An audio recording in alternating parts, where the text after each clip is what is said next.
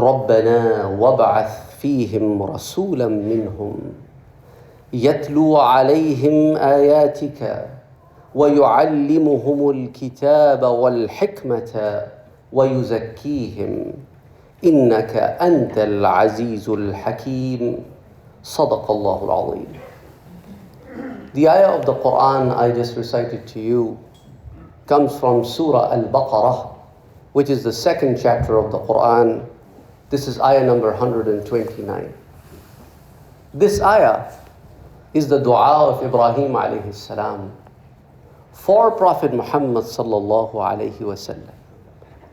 That's why Prophet sallallahu alayhi wasallam used to say that I am dua of my father Ibrahim, and I am the good tidings that was given to the people of Isa alayhi salam by Isa alayhi salam.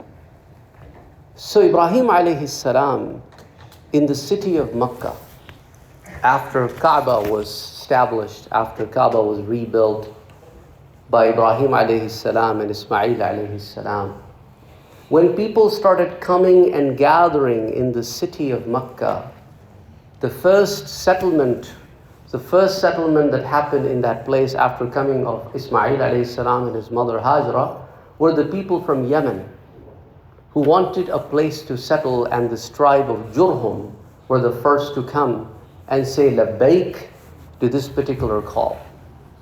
So at that time, Ibrahim alayhi salam made a dua. That, oh Allah, we have rebuilt the Kaaba on the same foundation as it was before. However, it is my plea to you that, oh Allah, send a prophet of yours in the city, and the prophet should be among these people, and this prophet would recite your ayahs to these people, will teach them your book, and will teach them wisdom.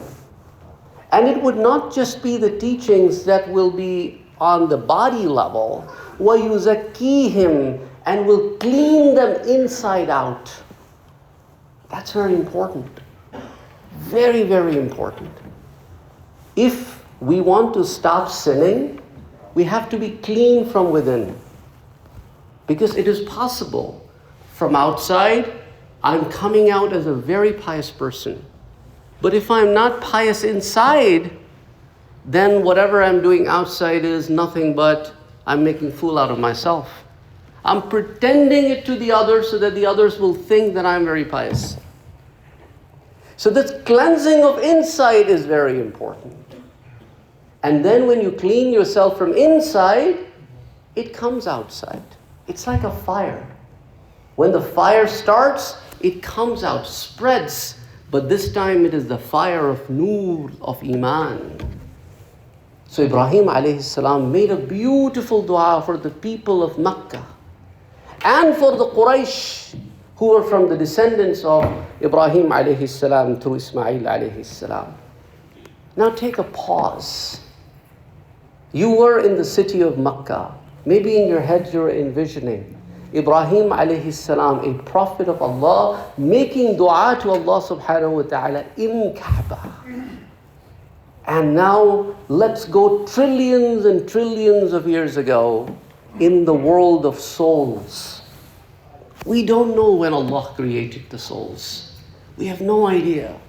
We only know when the souls were put into the body and the humans started arriving on this planet Earth. And we know the first human is Adam alayhi salam, but we do not know when exactly he came. We're still looking for signs of humans affecting this planet Earth through the different civilizations. We're still learning. But go back into the world of souls, where Allah subhanahu wa ta'ala took oath from all the souls. Who is your Rabb? Alastu bi Rabbikum? Am I not your Rabb? And all the souls said, Bala, you are our Rabb.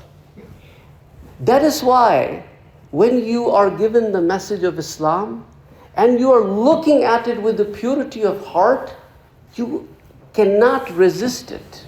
You have to accept it, because that inside, that oath we took in the world of souls is basically constantly putting it, believe it, This is the right message. So Allah subhanahu wa ta'ala took that oath from all the souls. But you know what? There were two other oaths taken in the world of souls. And that was specifically with the prophets.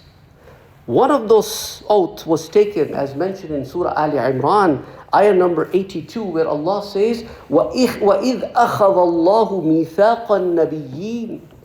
This special oath was taken only from the prophets. And you know who was that oath taken for? For Prophet Muhammad sallallahu alayhi wa sallam. لَمَا آتَيْتُكُم مِّن كِتَابٍ وَحِكْمَةٍ ثُمَّ جَاءَكُمْ رَسُولٌ مُصَدِّقٌ لِمَا مَعَكُمْ. When, O prophets, you are given the guidance and the book and the teachings, you go out to your people, you talk about it, and then comes the Prophet Muhammad sallallahu alayhi wa sallam. He will tell everybody that your message was the truth. He will be the witness for you.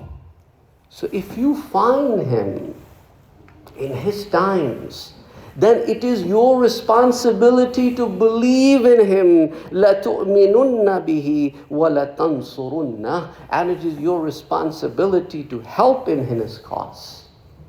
And all the prophets said, yes, we will. This is no ordinary thing, brothers and sisters. That all the prophets from Adam to Isa alayhi salam took an oath to help the Prophet Muhammad sallallahu alayhi wasallam if they were alive in his times.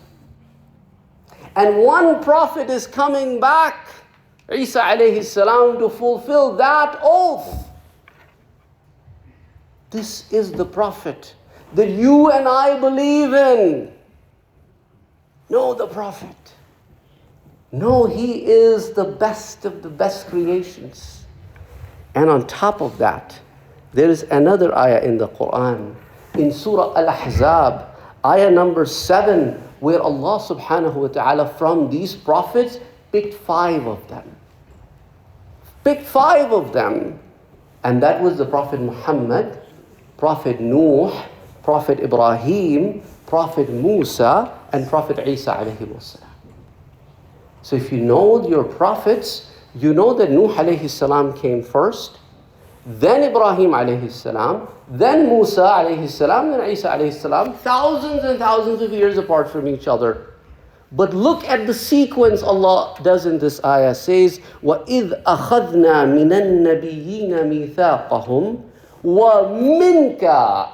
When we took the oath from the prophets, and we took the oath from you, O Prophet Muhammad sallallahu alayhi wasallam, وَمِن نُوحٍ, and then mention the name of the Noah, then Ibrahim, then Musa, then Isa.